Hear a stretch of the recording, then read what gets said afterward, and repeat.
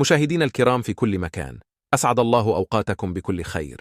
متابعينا الأعزاء، في هذا الخبر العاجل الذي وردنا قبل قليل في مفاجأة من العيار الثقيل، كشفت مصادر إعلامية من داخل الاتحادية الجزائرية عن اتفاق وليد صاد مع مدرب نيجيريا الحالي لقيادة المنتخب الجزائري بعد نهاية كان كوديفوار. وكشفت ذات المصادر أن وليد صادق استقر بالفعل على خليفة جمال بالماضي، ولم يتبقى سوى الاتفاق على الخطوط العريضة في الاتفاق، خاصة بعد ترحيب المدرب المحتمل بالفكرة برمتها، شريطة انتظاره حتى ينتهي من التزامه الحالي.